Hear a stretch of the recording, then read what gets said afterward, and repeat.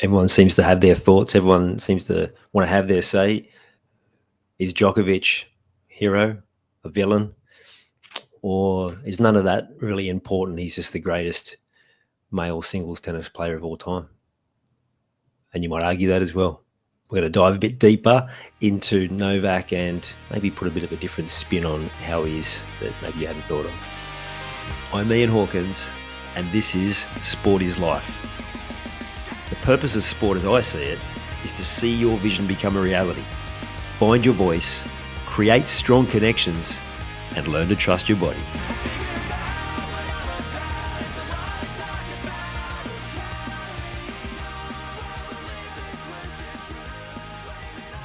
I was thinking about doing this episode last week when, as seems to be usual, Novak Djokovic caused a bit of a stir with some of his views and ideas and how he behaves. And I was thinking about whether to record it or not. And then just running now, I was thinking about just the most recent situation with the semi-final when he withdrew. And it was amazing, like people just want to pile on. He seems to be that sort of character who attracts that sort of attention. And it made me think, this is a guy that's won more Grand Slam singles titles than anyone else of all time. And he may not have that same charisma and appeal as Nadal or Federer or even some of the other stars that we've watched over the years. But you can't deny success. And rather than, in my mind, I can't comprehend that he would have pulled out intentionally because he felt like he was getting beaten. And people were saying, oh, but he didn't call for a trainer and all this sort of thing. I'd be far more likely to believe that this is a guy who's got incredible mental strength. You imagine living with the crap he copped early on when, despite his success, no one seemed to warm to him. We had these two champions there already that everyone loved, or most people seemed to, and they knew what to say and say all the right things to keep everyone happy. But he wasn't like that. And he had success anyway. And he just continued to plug away. And I've got to be honest, I was one of those people that I didn't warm to him at all. But the more that I've watched him, the more I just think there's so much to learn from him. And like I said, I think he just, in that semi-final, the mental strength to push past pain to get as far as he did, when he was clearly hampered, he wasn't performing at his best, and yet he continued to get to that point.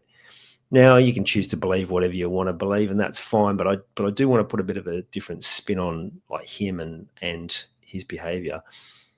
I also think the crowd booing, I can understand people getting upset at that too, but to me, if you've paid $400 plus for your ticket, you've earned the right to do anything, obviously within the boundaries of the law. But if you want to boo, go for it.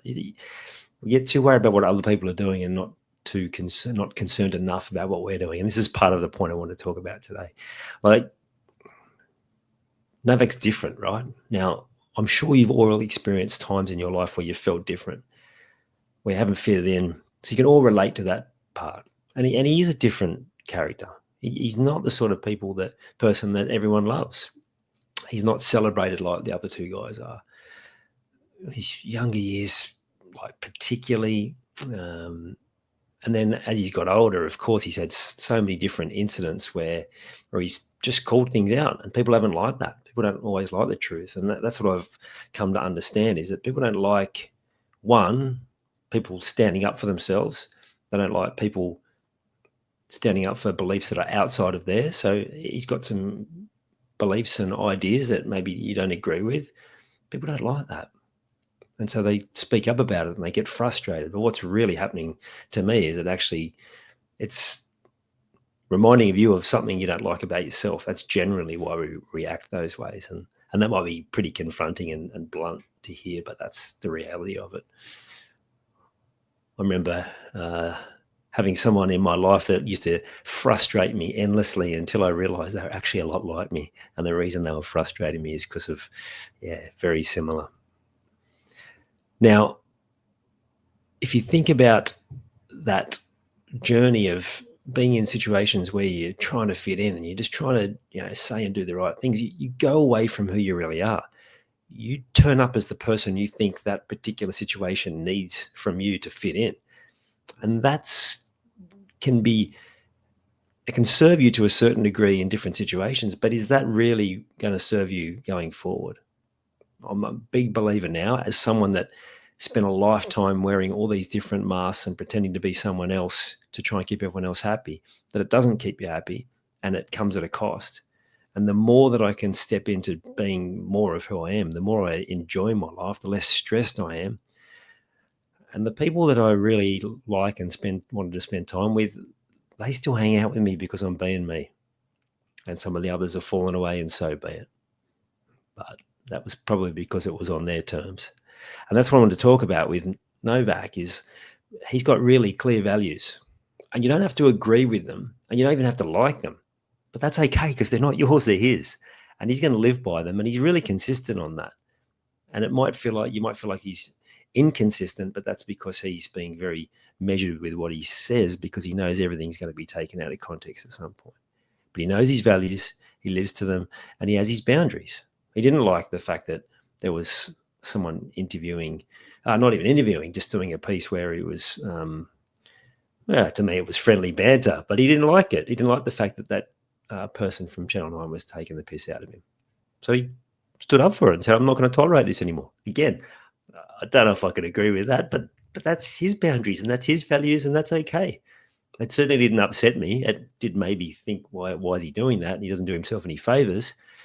But you can't help but commend his ability to, in the face of lots of negative reactions, just continue to do him. How much better would your life be if you just did you and you didn't try to, the effort you got to go into to be someone else in so many different situations. Now, I was going to say reformed. I'm not reformed. I'm doing my best. I'm a recovering people pleaser.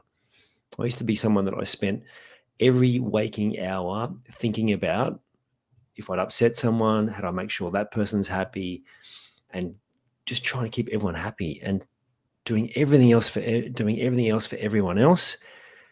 And you can't do it. And you let people down, and then they think you're not doing enough because you've said you're going to do things and you just can't get to it, or you're so exhausted from trying to keep everyone happy that something's got to give. So you certainly don't keep everyone else happy, and the least person that you keep happy is yourself. So do you know your values? Are you clear on what your values are?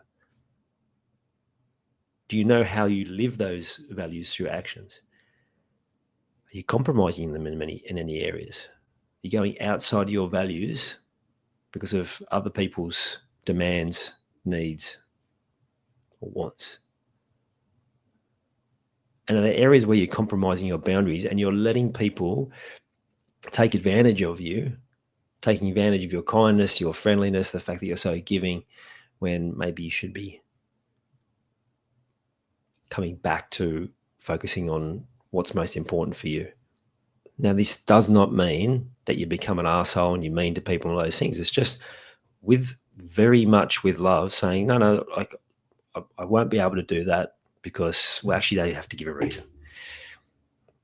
It's knowing who you are, what you stand for, where your boundary is, and living to it. And you don't have to explain it to everyone. There might be circumstances where it's helpful to explain, particularly for people you really care about. But it's this trying to keep everyone happy with your response. And sometimes you just got to go, no, that's just not something I can do. I'd be okay with that.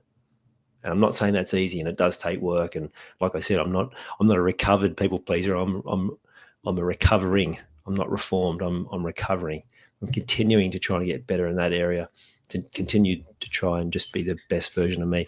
And it's always a work in progress. All of these things that I talk about in this podcast, all of these learnings, that's me. I do all those things, and I know the mistakes, and I know the different areas where people get things wrong, because I do it. I still do it. I've done it to death. I've learned as much as I can. Here's the dog just saying hello. Always when I hit record. So anyway, that just distracted me, break my train of thought. yeah, so I know what it's like. It's not always easy, but you make a commitment to yourself that you want to stand for something. You want to build the life on your terms, stand on your own feet, and that requires having values and boundaries in place and being prepared to stand up for them. So whenever you're now reacting to different people, and again, like I said, I don't get this right. I still react when I see what people say and do, and particularly in the public eye, and I shake my head and I'm like, what is going on there? But just coming back to like, how is that really helping you? You're getting frustrated and angry or reacting or judging or calling them a name because of their reaction, when the reality is it's just a reflection of something that frustrates you about yourself. And again, that might be quite confronting and difficult to face, but yeah, the more you can do that and take your own responsibility and make the changes you need to make the changes you want to make, and take the steps you need to take, then yeah, things will be heading in the right direction and quickly. If you haven't, please make sure you're subscribed. I know there's a heap of people who are listening or watching and haven't subscribed yet. So whichever platform you're on, I'd be extremely appreciative and grateful if you jump on, hit subscribe. Helps me get in front of more people, and yeah, helps me create more content. You've taken the time to listen to this whole episode. Share with all of you. Now it's time to take action. Commit to one thing you've learned today and make it happen. And to avoid any obstructions, join the Sport is Life movement by clicking on the link in the show notes.